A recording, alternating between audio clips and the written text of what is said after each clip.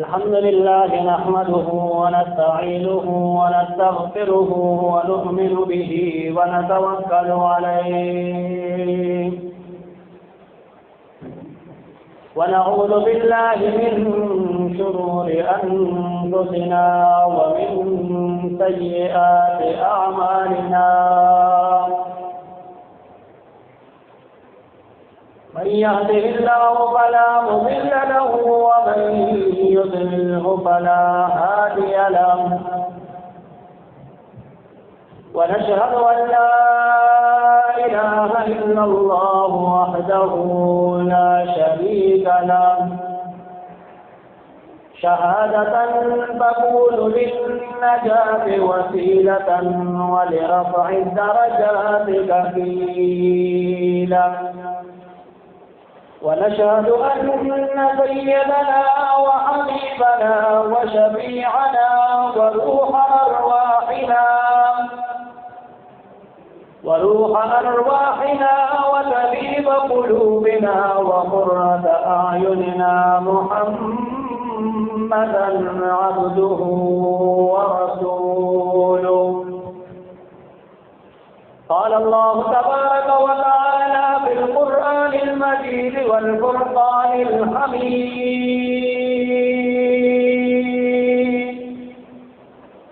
أعوذ بالله من الشيطان الرجيم بسم الله الرحمن الرحيم محمد رسول الله وقال الله تعالى في مقام آخر وما محمد إلا رسول وقال الله تعالى في مقام آخر ما كان محمد أبا أحد من رجالكم ولكن رسول الله وخاتم النبيين إن الله وملائكته يصلون على النبي يا أيها الذين آمنوا صلوا عليه وسلموا تسليما اللهم صل على سيدنا ومولانا محمد وعلى آل سيدنا ومولانا محمد وبارك وسلم وصل عليه.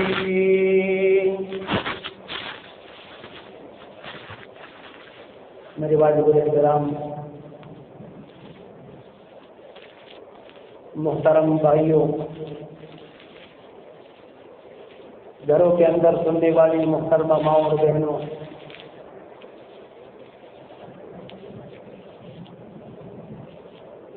دنیا میں جتنی چیزیں ہیں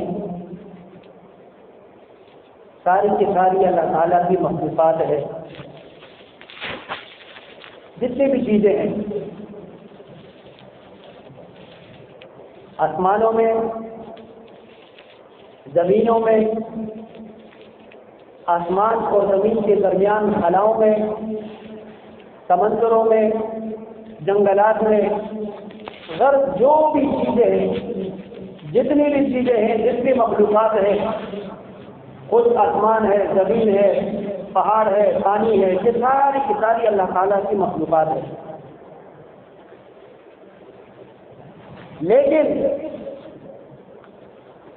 پوری کائنات میں ایک چیز ایسی بھی ہے جو اللہ تعالیٰ کی مخلوق نہیں ہے. پوری کائنات میں ایک چیز ایسی بھی ہے جو اللہ تعالیٰ کی مخلوق نہیں ہے.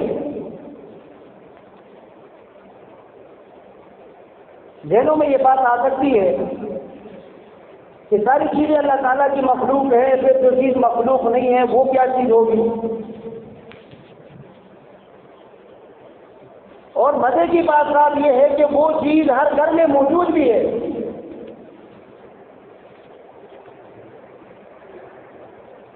لوگوں کے دلوں میں بھی موجود ہے. جسم کے اندر محفوظ ہے، اور وہ چیز ہے کلام اللہ شریف، قرآن مجید۔ ساری چیزیں اللہ تعالیٰ کی مخلوق ہیں، لیکن قرآن مجید اللہ تعالیٰ کی مخلوق نہیں ہے، بلکہ اللہ تعالیٰ کی صفت ہے۔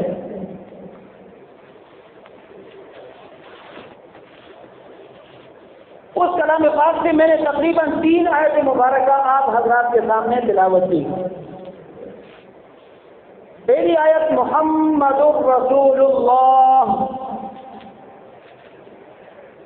حضرت محمد صلی اللہ علیہ وسلم اللہ تعالیٰ کے رسول ہیں۔ وما محمد الا رسول، اور تیسری آیت مبارکہ آپ حضرات کے سامنے تلاوت کی، ما كان محمد ابا احد من رجالكم ولكن رسول الله وخاتم النبيين۔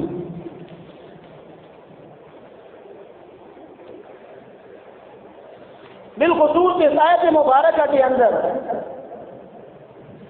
اللہ تبارک و تعالیٰ نے یہ اعلان فرما دیا ہے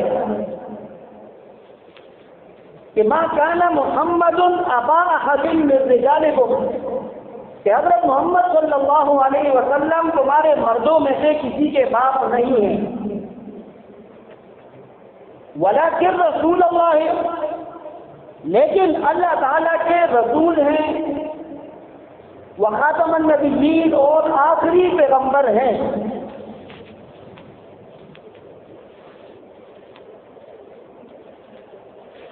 اس آیت مبارکہ سے اور پورے کلام اللہ شریف سے اور کلام اللہ شریف کی آیات مبارکہ سے یہ بات واضح طور پر معلوم ہوتی ہے کہ نبی علیہ الصلوۃ والسلام جناب محمد الرسول اللہ صلی اللہ علیہ وسلم جو مدینہ منورہ میں گنبد خضرا میں مدین ہے، وہاں پر مدفون ہیں، وہ آخری پیغمبر ہے، ان کے بعد کوئی پیغمبر دنیا میں نہیں ہے۔ اللہ تعالیٰ نے کسی کو پیغمبر نہیں بنانا، وہ آخری رسول ہیں، ان کے بعد کوئی رسول دنیا میں نہیں بنائے گا اللہ تعالیٰ کسی کو۔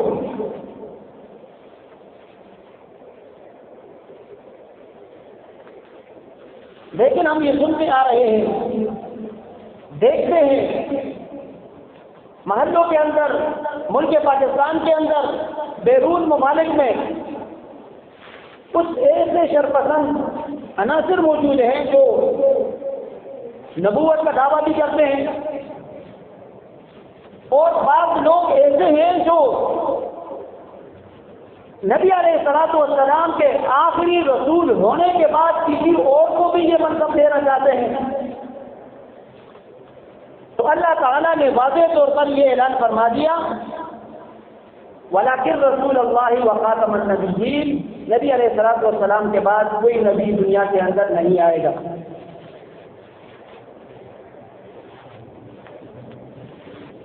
تو یہاں پھر ذہنوں میں ایک بات آئے گی، آپ کا نفس آپ سے سوال کرے گا، لوگ آپ سے سوال کریں گے، قادیانی آپ سے سوال کریں گے، مرزائی لاہوری گروپ والے آپ سے سوال کریں گے کہ بھائی تم تو یہ کہتے ہو کہ نبی علیہ الصلوۃ والسلام کے بعد کوئی نبی رسول پیغمبر دنیا میں نہیں آئے گا، تو پھر حضرت عیسیٰ علیہ السلام جو آئیں گے ان کے لیے کیا کہیں گے؟ کیا وہ اللہ تعالیٰ کے پیغمبر نہیں ہیں؟ بالکل اللہ تعالیٰ کے پیغمبر ہیں، ہم ان کا انکار نہیں کرتے، کسی بھی ایک پیغمبر کا ہم انکار نہیں کرتے، ہمارے پیغمبر سارے ہمارے پیغمبر ہیں۔ جس طریقے پر ہم نبی علیہ الصلوۃ والسلام سے محبت رکھتے ہیں، ان کو مانتے ہیں، اسی طریقے کی محبت ان کو ماننے کا جو حق ہے تمام انبیاء کرام کو ہم دیتے ہیں۔ کسی ایک پیغمبر کا انکار ہمارے ایمان کو ختم کر دیتا ہے، کیونکہ یہ ہمارے عقیدے میں یہ چیز شامل ہے، آمنت باللہ و ملائکتہ و کتبہ و رسلہ، ہم تو ایمان لائے ہیں ان چیزوں پر، اللہ تعالیٰ کی ذات کے اوپر ایمان ہے، کتابوں کے اوپر ایمان ہے، رسولوں کے اوپر ایمان ہے، تو کسی نبی کا ہم انکار نہیں کرتے۔ تو حضرت عیسیٰ علیہ السلام کو آپ کے نبی کیوں نہیں مانتے؟ تو میرے محترم دوستو، اللہ تبارک و تعالیٰ نے حضرت عیسیٰ علیہ السلام کو بغیر باپ کے پیدا فرمایا. پھر عیسائیوں نے حضرت عیسیٰ علیہ السلام کو سولی پر چڑھانے کی کوشش کی. اللہ تعالیٰ نے وہیں سے ان کو آسمانوں کے اوپر اٹھا لیا اور یہ در حقیقت ان کی دعا بھی ہے کہ اللہ مجھے نبی علیہ السلام کی جو امت ہے یہ مجھے عطا فرما دے. یہ دعا قبول نہیں ہوئی. پھر دعا کی کہ اللہ اگر یہ امت مجھے نہیں مل سکتی تو پھر مجھے اس امت کا حصہ بنا دے. یہ دعا اللہ تعالیٰ نے قبول فرما دی. تو میرے محترم دوستو، بہت گنہگار ہیں ہم، اللہ تعالیٰ سے دور ہیں، دین سے دور ہیں، اپنے پیغمبر علیہ السلام سے دور ہیں، لیکن پھر بھی ہم بڑے خوش قسمت ہیں کہ جس امت کو انبیاء کرام نے اپنے لیے مانگا نہیں مل سکی، اپنے کو اس امت کا حصہ بنانے کی دعا کی، اللہ تعالیٰ نے قبول فرما دی. تو کوئی بات اعزاز کی تو ہے کہ جس کے لیے انبیاء کرام علیہ السلام دعا فرماتے ہیں کہ اللہ ہمیں اس امت کا حصہ بنا دے. تو حضرت عیسیٰ علیہ السلام اللہ تعالیٰ کے پیغمبر ہیں، برحق پیغمبر ہیں، ابھی بھی اسی طرح پیغمبر ہیں جس طریقے پر اللہ تبارک و تعالیٰ نے ان کو نبوت عطا فرمائی. لیکن اللہ تبارک و تعالیٰ کا یہ اعلان آخری اعلان ہے، خاص اعلان ہے. قرآن کریم کی جو آیات ہیں والذین یؤمنون بما انزل الیک وما انزل من قبلک وبالآخرۃ هم یوقنون، کہ ہم ان چیزوں کے اوپر بھی ایمان رکھتے ہیں جو نبی علیہ السلام سے پہلے نازل کی گئی، ان کے اوپر ہمارا یقین ہے، ایمان ہے، اور جو ان کے بعد نازل کی گئی یعنی نبی علیہ السلام کے اوپر، اس کے اوپر بھی ہمارا یقین اور ایمان شامل ہے. لیکن اللہ تبارک و تعالیٰ نے حضرت عیسیٰ علیہ السلام کو آسمانوں پر اٹھا لیا اور قیامت کے قریب پھر ان کو دوبارہ زمین کے اوپر بھیجیں گے. وہ دجال کو قتل کریں گے، مسلمانوں کی امامت کریں گے، اور پھر اس کے بعد جو ہے وہ دنیا سے پردہ فرمائیں گے اور ان کا جنازہ ہوگا اور ان کو مدینہ منورہ میں ان کو دفن کیا جائے گا. تو وہ دنیا میں جو دوبارہ آئیں گے وہ نبی کی حیثیت سے نہیں آئیں گے، بلکہ وہ نبی علیہ السلام کے اسی شریعت کو جو نبی علیہ السلام کو ملی ہے، اسی قرآن مجید کو جو نبی علیہ السلام کو عطا ہوا ہے، اسی کی تبلیغ کریں گے، اسی کی اشاعت کریں گے.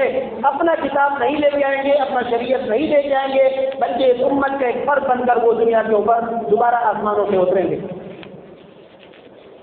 تو اس وجہ سے وہ نئے نبی بن کر نہیں آئیں گے، بلکہ وہ پرانے نبی ہے. اللہ تعالیٰ نے ان کو دوبارہ جو ہے دنیا کے اوپر ان کو بھیج دیا ہے. لیکن جو قادیانی ہے، مرزائی ہے، لاہوری گروپ ہے، وہ تو یہ دعویٰ کرتے ہیں کہ نبی علیہ السلام کے بعد مرزا غلام احمد قادیانی اس کو نبی مانتے ہیں، اور ان کو نبی ماننا، ان کو نبی کہنا، پیغمبر یا رسول کہنا، یہ آئین پاکستان کے روح سے بھی جرم ہے. 1974 کی اسمبلی نے اس چیز کو، یہ معاملہ جو ہے، اس مسئلے کو انہوں نے حل فرما دیا کہ جتنے بھی لاہوری گروپ ہے، مرزائی گروپ ہے، قادیانی گروپ ہے، یہ غیر مسلم ہے. آئین پاکستان کے حیثیت سے یہ غیر مسلم ہے، کافر ہے. یہ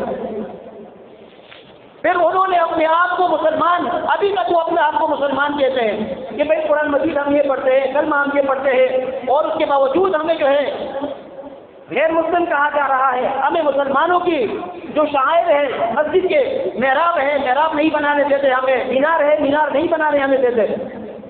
انہوں نے 1984 میں ہائی کورٹ کے اندر، کوئٹہ ہائی کورٹ کے اندر اور لاہور ہائی کورٹ کے اندر درخواستیں دی کہ ہمیں ان چیزوں کی اجازت دی جائے. وہاں سے ناکامی ہوئی، سپریم کورٹ چلے گئے. لیکن اللہ تبارک و تعالیٰ جزائے خیر عطا فرمائے ان عظیم ہستیوں کو. لوگ تو کہتے ہیں کہ مولوی کا سیاست سے کیا کام ہے.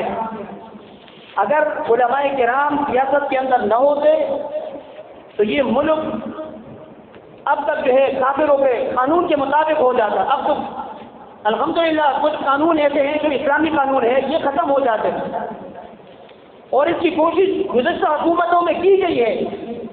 پارلیمنٹ نے کلمے کو اتار دیا کہ بھائی کلمے کا دور ختم ہو چکا، اب تو ٹیکنالوجی کا دور ہے. اللہ اکبر کا دور ختم ہوا، اب تو ٹیکنالوجی کا دور ہے. لیکن اس آدمی کو یہ معلوم نہیں تھا کہ میں بھی مروں گا، میرے اوپر بھی 4 مرتبہ اللہ اکبر کہی جائے گی۔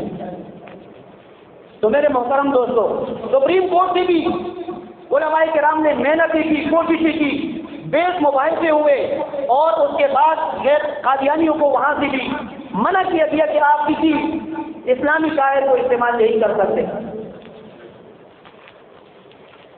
لیکن وہ لوگ جو ہیں اپنے طور پر وہ خود کہتے ہیں، اور مرزا قادیانی نے اپنی کتابوں میں لکھا ہے، آخر ان کو نبی بنانے کی کیا ضرورت پڑی؟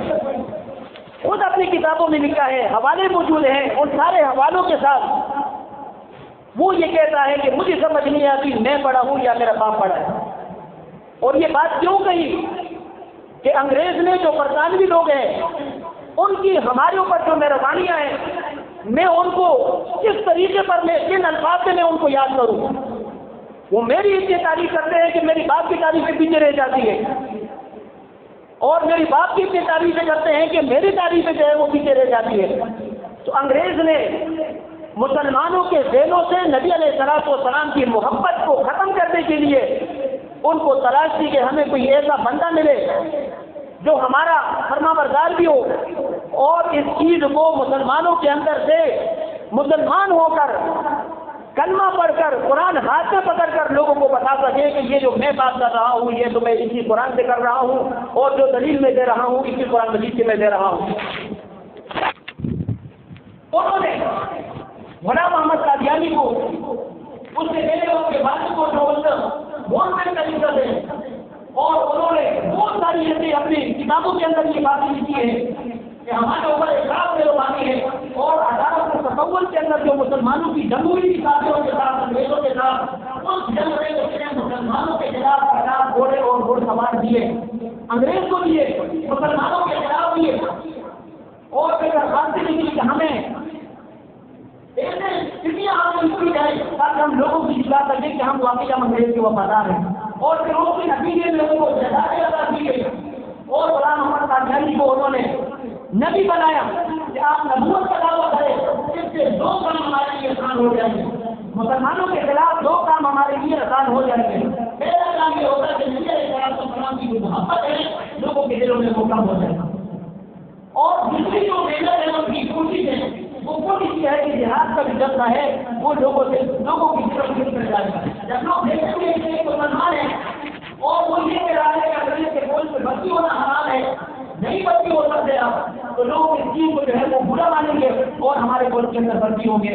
لیکن ان کو یہ معلوم نہیں تھا کہ انگریز کے حضرت مولانا حسین احمد مدنی رحمۃ اللہ علیہ کو گرفتار کیا، انہوں نے فتویٰ دیا تھا کہ انگریز کے بول میں بھرتی ہونا حرام ہے۔ تو انگریز جج نے ان کو کہا تھا آپ کو معلوم ہے آپ نے کیا بات کی ہے، کیا فتویٰ آپ نے کیا ہے، آپ کو معلوم ہے؟ تو فرمایا کہ مجھے معلوم ہے، میں نے یہ فتویٰ دیا ہے، یہ فتویٰ میرا میں نے دیا ہے، اور دیتا رہوں گا کہ انگریز کے فوج میں بھرتی ہونا حرام ہے۔ تو انگریز جج نے کہا کہ آپ کو معلوم ہے اس کی سزا کیا ہے؟ فرمایا کہ مجھے معلوم ہے یا نہیں؟ اپنے بغل سے انہوں نے کپڑا نکالا، اپنا سامنے لہرا کر کہا کہ آپ سزا دینے کی بات کرتے ہیں، پھانسی دینے کی بات کرتے ہیں، میں تو پتہ نہیں چاہتا ہے۔ لوگوں نے کس طرح قربانی کی ہے اور اس فکر سے لوگوں کو بتایا ہے۔ حضرات صاحب کرام کی پوری تاریخ میں کتنے حضرات صاحب کرام شہید نہیں ہوئے، جنگی ہوئی ہیں، نبی علیہ السلام نے بھیجا ہے، حضرات صاحب کرام خود ساتھ گئے ہیں، نبی علیہ السلام خود ساتھ گئے ہیں، آپ نے حضرات صاحب کرام کو بھیجا ہے۔ کسی بھی جنگ کے اندر اتنے مسلمان شہید نہیں ہوئے جس طرح دونوں خلافت میں اپنی نبوت کے لیے لڑتے ہوئے جیسے حضرات صاحب کرام شہید ہوئے۔ تو یہ جو حضرت نبوت کا عقیدہ ہے یہ قرآن کریم کا عقیدہ ہے اور بنیادی عقیدہ ہے۔ اگر ہمارے عقیدے سے نبوت کو نکال کیا جائے تو کسی میں کچھ نہیں بچتا میرے دوست۔ بنیاد ہے، یہ بنیادی عقیدہ ہے کہ نبی علیہ السلام آخری پیغمبر ہے، ان کے پاس کوئی نبی نہیں ہے، کسی بھی نبی کے پیغمبر نہیں۔ لیکن قادیانی آج بھی اپنے جو وہ گانا تھا جو دین کے اندر بھرا ہے، مرزا غلام محمد قادیانی دین کے اندر بھرا ہے، اللہ تعالیٰ اپنے نبی کو نبی نہیں کرتا۔ اور لوگوں کے اندر ایک بات اور بھی مشہور ہے، ایوب علیہ السلام کے متعلق کہ وہ بیمار ہو گئے تھے، ان کے بیمار بالکل حقیقت ہے، حقیقت تمہاری بات میں، لیکن اس طریقے پر لوگ کہتے ہیں کہ جسم میں کیڑے پڑ گئے اور زمین پر یہ ذلت کی بات ہے، اور اللہ تعالیٰ اپنے نبیوں کو، اپنے ولیوں کو، اپنے محبوبوں کو ذلیل نہیں کر سکتے. اور یہ بڑی ذلت کی بات ہے کہ دین کے اندر وہ ہمارا ہے، اس کو جو ہے وہ رسول کہتے ہیں، اس کی بیوی کو میر کہتے ہیں، اور اس کی بیٹی ہے اس کو سیدۃ النساء کہتے ہیں، جو اس کے ماننے والے ہیں ان کو صحابہ کہتے ہیں. تو میرے محترم دوستوں، اپنے بچوں کو، اپنے آپ کو، آج لوگوں کو یہ پتا نہیں ہے کہ غلطی افضل کے لیے کہا جاتا ہے. آپ سنتے ہوں گے سوشل میڈیا پر لوگ بلایا کرتے ہیں، لوگوں کی پوچھتے ہیں کہ بھائی آپ بتائیں ختم نبوت کسے کہا جاتا ہے. تو میرے محترم دوستوں، یہ افسوس کا مقام ہے اور افسوس کی بات ہے. لوگ جواب دیتے ہیں کہ ختم نبوت تو مسجد میں جو ختم ہوتے ہیں بچوں کے نازل کر دیا، مکمل کر دیا، اس کے وقت جو ختم ہوتے ہیں، جو دعا ہوتی ہے، جو بیان ہوتا ہے، نماز ہوتی ہے، وہ جو ختم نبوت کہا جاتا ہے. آج ہمیں ختم نبوت سے، اپنے پیغمبر سے دور کی جانے کی کوشش کی جا رہی ہے، چاہے وہ سوشل میڈیا کے اوپر ہے، چاہے کتابوں کے ذریعے ہے، چینلوں کے ذریعے ہے. مختلف ذرائع سے یہ کوشش ہوتی ہے کہ مسلمان کو نبی علیہ السلام سے دور کیا جائے. میرے محترم دوستوں، نبی علیہ السلام سے دور جانے کی ضرورت نہیں ہے. ہم جتنے بھی گنہگار ہو تو آپ ہمارے آخری سہارا ہے. اصل میں ہمیں اللہ تبارک و تعالیٰ کے عذابات سے اور شفاعت نبی علیہ السلام کی حدیث مبارک ہے کہ میری جو شفاعت ہے کہ میری گنہگار امتیوں کے لیے ہے. بہتر ہم گنہگار ہے، لیکن اپنے آپ کو اس عقیدے سے دور کرنے کی کوشش نہ کی جائے. اللہ تبارک و تعالیٰ ہمیں اپنی زندگیاں نبی علیہ السلام کے طریقوں کے مطابق اور اپنے جو عقیدہ ہے کہ حق نبوت جو قرآن کریم سے ثابت ہے کہ نبی علیہ السلام کے بعد کوئی نبی نہیں ہے، کوئی رسول نہیں ہے، کسی بھی صورت میں کسی بھی طریقے سے نبی نہیں ہے. اللہ تبارک و تعالیٰ ہمیں اس عقیدے کے مطابق ہم اپنی زندگیاں میں گزارنے کی توفیق عطا فرمائے.